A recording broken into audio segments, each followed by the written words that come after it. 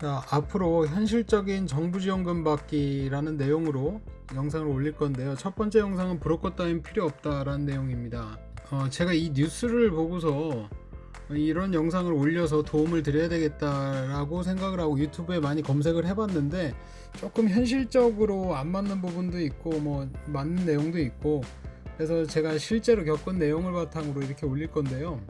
개인 사업자와 법인 사업자 창업은 조금 차이가 있는데 이거 나중에 또 추가적으로 설명을 드리고, 법인 사업자 같은 경우는 공개가 되는 부분이 있고 개인 사업자 같은 경우는 공개되지 외부에 노출되지 않는 부분이 있기 때문에 이 연락의 그 빈도수가 상당히 틀린데요.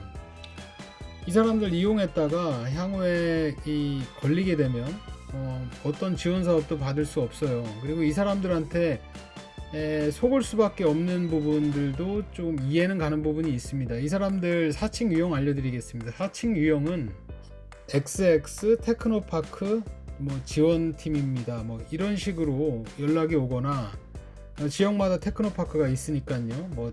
대전은 대전, 경기는 경기 테크노파크 어디에 기업 지원팀 이런 식으로 연락이 오기 때문에 상당히 혼돈을 주는 부분도 있고, 중소기업진흥공단을 앞에 붙인다거나 아니면 어디 기업 지원단입니다. 올해 정부 지원 사업을 알려드리고자 연락드렸습니다. 이렇게 되면 초기에 경험이 없으신 분들은 여기에 많이 속거나, 그리고 직원분들이 전화를 받게 되면 100% 이제 약속을 잡게 되는데, 알고 보면 수수료를 내거나 혹은 보험을 들어주거나 이 둘 중에 하나일 거예요. 그래서 이 부분은 무조건 피하시는 게 좋고, 그리고 이 사람들이 쓰나 앞으로 올리는 영상들을 보고 직접 정부 지원 신청을 하시는 게 이런 대필 브로커라든지 이런 브로커들을 활용하는 것보다 훨씬 더 지원 확률이 높다라고 말씀드리고 싶고요.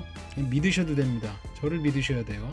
첫 번째로 이 팩트 체크 세 가지만 해볼게요. 눈먼 돈이다, 못 받으면 바보다, 이런 취급을 받는데 정부 지원금이 그렇게 쉽게 주지는 않아요. 작은 돈들은 쉽게 주는 경우가 있는데 대부분 그런 것들도 엄격하게 심사를 합니다. 그래서 못 받으면 바보네 이런 거는 사실 팩트가 아닙니다. 그리고 유튜브에 1억이라는 이런 자극적인 글씨들 많이 보이는데, 정부 지원금은 무슨 1억이 이름도 아니고 이렇게 쉽게 주지는 않아요. 되게 나눠서 받아야 되는 경우도 있고, 지원금이 최대 1억이라고 해놓고 한 4천, 이 정도 평균 4천으로 내려갔을 거예요. 그러니까 이런 1억이라는 것도 사실은 무관하고, 사실이 무관하지 않은 게 나눠서 받으면 1억을 채우거나 더 받을 수도 있어요. 제가 꽤 뒤에 나오는 영상들에 디딤돌 과제, 성장 과제 이런 것들이 올라올 텐데, 이런 거 하게 되면 실제로는 1억이 아니라 3, 4억까지도 가능하다고는 봅니다. 그리고 마지막으로 브로커나 지인을 통한 이런 지인 찬스들, 제 주변에 있었던 일인데요. 저한테 이런 지원 사업이 받고 싶은데 이런 방법 좀 알려달라고 해서 알려줬더니 최대 1억 정도 준다. 1억은 말도 안 된다. 1억 가지고는 어림도 없다. 서울에서는 10억, 15억 이렇게 받는데, 그러면 정부 지원금이 아마 아닐 거예요. 이렇게 그 지인들이 창업진흥원에 있어서 자기는 더 받을 수 있고, 자기는 이 루트를 통해서 받지 않아도 훨씬 더 많은 금액을 받을 수 있다. 그럼 받으시든지요. 그런 건 없고, 무슨 국회의원도 아니고 창업진흥원에 아는 사람이 있어서 자기는 받을 수 있다. 이런 말을 했었는데, 이거 사실 결과적으로 어림도 없었던 얘기였고요. 그 사람들은 채점하는 사람이 아니에요. 채점은 다 외부에 의뢰가 되기 때문에 이거는 힘들어요. 그리고 심사위원 자체도 한 명으로 구성되어 있는 게 아니라 최소 2명에서 8명. 제가 많이 심사받을 때, 물론 그거는 이제 개발 과제였기 때문에 8명 이런 데서 발표해봤던 게 있었고, 최하가 2명이었어요. 그래서 이런 중소기업진흥공단이라든지 창업진흥원에 아는 사람이 있다고 해서 되는 거 아닙니다. 자, 그리고 이 본론으로 들어가기에 앞서 이 세 가지는 좀 기억해 두셔야 될 것 같아요. 정부 지원금은 국민의 세금입니다. 다음 세대에 전가되는 빚이라고 볼 수도 있는 내용이잖아요. 마치 내가 이 돈 안 받으면 다른 사람이 다 받아간다. 필요한 사람이 받아가면 되잖아요. 정부 지원금은 국민 세금이라는 거 좀 유념하셨으면 좋겠고, 두 번째로 정부 지원금은 늪이에요. 반대로 오아시스가 될 수도 있어요. 초기에 창업했는데 정부 지원금을 2개, 3개 받을 수도 없고요, 실제로. 근데 이걸 창업과제를 주제를 달리해서 2개를 다 할 수도 있는데 이거 2가지를 다 할 시간이 있을까라는 생각이 들어요. 이 영상들이나 다른 영상들, 많은 자료, 브로커를 활용해서 정부 지원금을 몇 개를 땄어요. 과연 이게 다 사용할 수 있을까요? 사용할 수 없어요. 사용할 수 없다 보면 이 부정을 강요해서 횡령이라든지 이런 쪽으로 빠지게 되면 진짜 밑도 끝도 없이 아무런 죄책감도 없이 하게 됩니다. 그래서 절대로 이 늪에 빠지지 않으셨으면 좋겠고, 자, 3번째 마지막으로 다 포기하지 않으셨으면 좋겠어요. 1번 떨어졌다, 2번 떨어졌다 해서 포기하지 마시고, 떨어진 데는 떨어진 이유가 있습니다. 제일 중요한 거는 주제나 신청서를 잘 못 쓰셨을 거예요, 아마 사업계획서 자체를. 그래서 그런 거 잘 쓰셔야 되고, 이 기본적인 이 5가지 항목을 체크하셔야 지원사업에서 지원을 받으실 수가 있습니다. 자, 첫 번째, 기술제조 창업인지 장사인지, 부가가치를 내가 설정할 수 있는 것인지 혹은 그냥 장사인지. 예를 들어 편의점을 열었어요. 편의점은 부가가치가 이미 정해져 있죠. 커피숍도 대동소이하죠. 그런데 기술제조 창업, 예를 들어 커피숍과 연결을 지어 설명드리면, 커피숍에 들어가는 커피 로스팅 기계를 내가 정말 효율적으로 정말 맛있는 이런 기계를 만들 수 있다. 그거는 기술이고 제조죠. 그런 것들은 지원사업 받는데 유리하고 신청 자격 요건에 해당이 됩니다. 2번째로 사업 아이템의 실현 가능성, 이것도 되게 중요한데요. 아이템이 정말 안 좋아요. 나는 편의점을 열겠습니다. 나는 편의점을 이렇게 운영해서 정말 남들보다 더 혁신적인 편의점을 운영하겠습니다. 이런 건 100% 떨어지고요. 그래서 아이템이 실현 가능성이 있고 부가가치를 정말 창출할 수 있고 고용도 창출할 수 있고, 이런 확장성이 정말 중요해요. 그리고 3번째는 현재 사업자 유무. 현재 사업자가 없으신 분들이 이 영상을 보고 미리 준비해서 좀 하셨으면 좋겠는데, 사업자를 이왕 하실 경우는 연습삼아 사업자 없이 예비 창업자로 지원을 한번 해보시고, 그 다음에 사업자를 내실 분들은 개인 사업자를 먼저 내보시는 걸 추천드려요. 왜냐하면 기회가 한 번 더 생기거든요, 법인 사업자를 낼 때. 그래서 현재 사업자 유무도 기본적으로 체크해야 될 거고, 3년 이상 지나신 분들은 전부 안 돼요. 그렇게 생각하시면 되고, 4번째로 내 상태가 신용불량자고 범법자고 사기에 횡령에 이런 게 있으면 안 돼요. 왜 그런지는 잘 아실 겁니다. 안 돼요.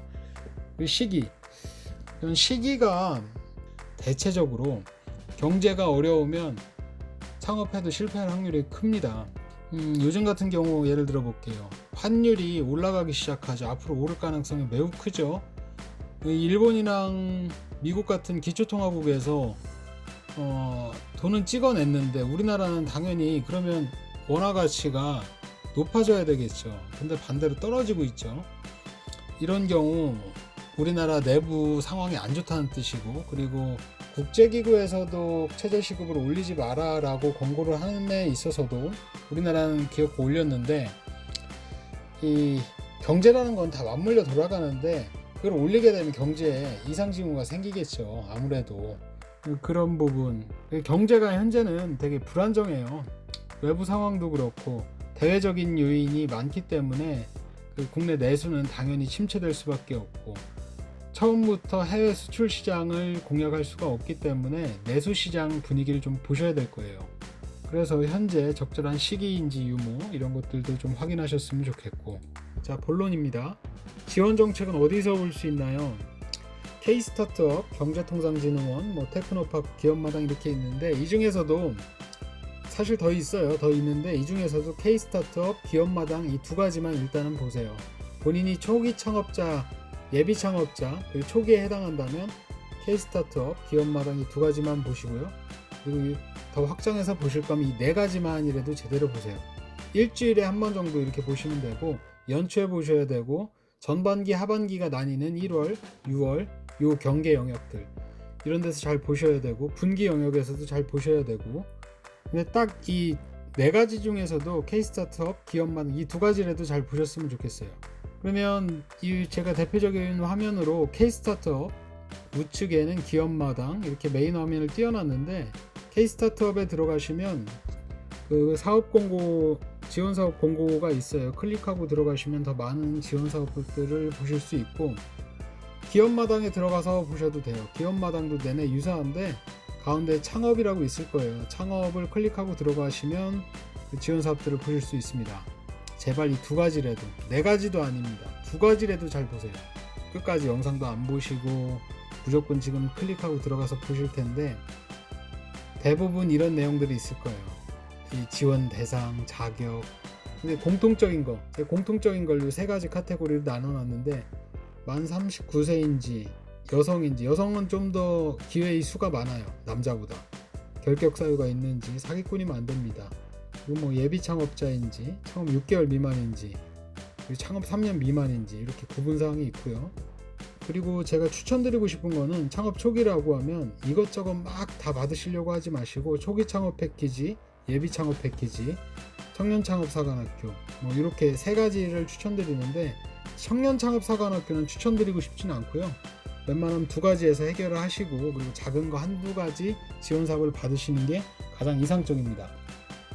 그리고 마지막으로 작은 것들이라고 하면 시제품 제작이라든지 인건비 지원, 개발 지원, 마케팅 지원 이런 자잘한 것들 2천만 원 이내 이런 사업들 받으시면 좋을 것 같아요. 연간 지원 사업을 미리 검토할 것 해서 제가 이 초기 창업 패키지 화면을 띄워놨는데요. 이 연간 지원 사업은 언제 검토할 수 있냐면 언제 개시되냐면 연초, 연말인지 연초인지 정확하게는 모르겠는데 지금 이 화면에서만 자세하게 보셔도 총 72페이지나 돼요. 지원 사업이. 그래서 내가 맞는 지원 사업이 어떤 건지를 잘 보셔야 되고 난 이거를 받을 거야, 이거에 준비를 해볼 거야 라고 해서 미리 좀 계획을 세워두시는 게 중요합니다. 일단 두 번째 영상은 제가 지원금에도 공식이 있다, 그래서 순서가 바뀐다든지 인력 고용 순서가 어떻게 해야지 인력 지원금을 받는지 라는 내용들, 정말 좀 실무적인 그 깨알 꿀팁들을 올릴 건데요. 일단은 이 첫 번째 영상 그 K-스타트업과 기업마당을 들어가서 좀 보셨으면 좋겠어요. 전체적인 흐름을 좀 하나하나 클릭해 보면서 좀 보셨으면 좋겠어요. 감을 좀 익히셔야 앞으로 올리는 영상들에 대한 이해도가 빠를 테니까 좀 공부를 첫 번째 영상에서 하시면 좋을 것 같습니다. 자, 첫 번째 영상은 여기까지.